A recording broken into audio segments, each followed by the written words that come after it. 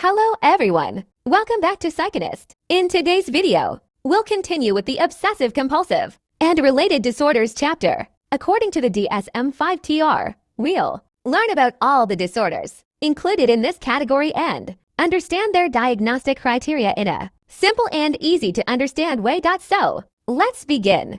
Remember that Obsessive-Compulsive Disorder, or OCD, was covered in detail in our previous video, where we discussed its definition, obsessions, compulsions, types, insight specifiers, and the OCD cycle. According to the DSM-5-TR, the Obsessive-Compulsive and Related Disorders chapter includes several disorders that share repetitive thoughts, urges, or behaviors. These disorders are Obsessive-Compulsive Disorder, which we've already covered, body dysmorphic disorder, hoarding disorder, trichotillomania, also known as hair-pulling disorder, excoriation disorder, also known as skin-picking disorder, substance or medication-induced OCD and related disorder, OCD and related disorder due to another medical condition, other specified OCD and related disorder, and unspecified OCD and related disorder. Now, let's explore each of these disorders one by one. Let's start with body dysmorphic disorder, or BDD. People with this disorder become extremely concerned about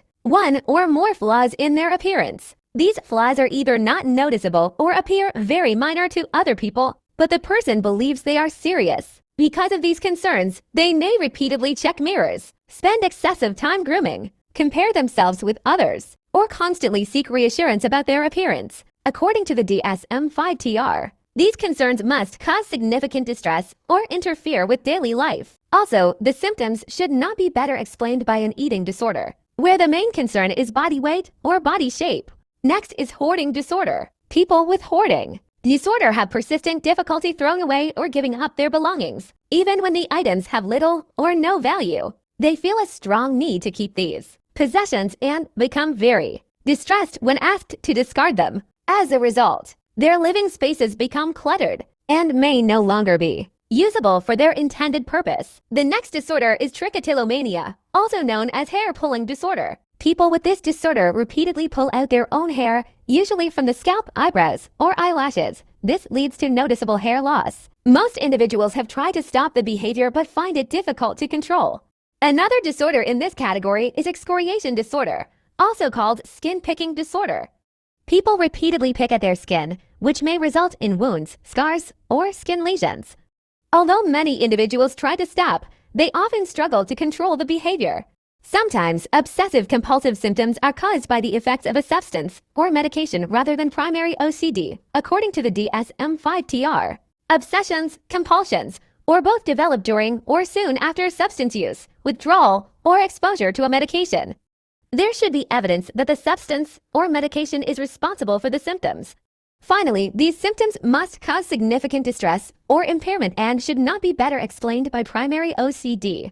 OCD and related disorder due to another medical condition. In some cases, OCD symptoms develop because of another medical condition. According to the DSM-5-TR, obsessions, compulsions, or both must be the direct result of a medical illness. These symptoms should also cause distress or interfere with daily functioning. Examples include brain injury, stroke, Huntington disease, and Parkinson's disease.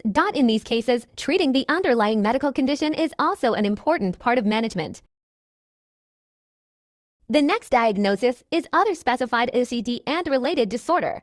This diagnosis is used when a person has symptoms related to OCD that cause significant distress or impairment, but do not fully meet the criteria for a specific disorder in this category. The clinician chooses to specify the reason why the criteria are not fully met. Some examples include body-focused repetitive behavior disorder, obsessional jealousy, Shubo-Kyofu, and Koro.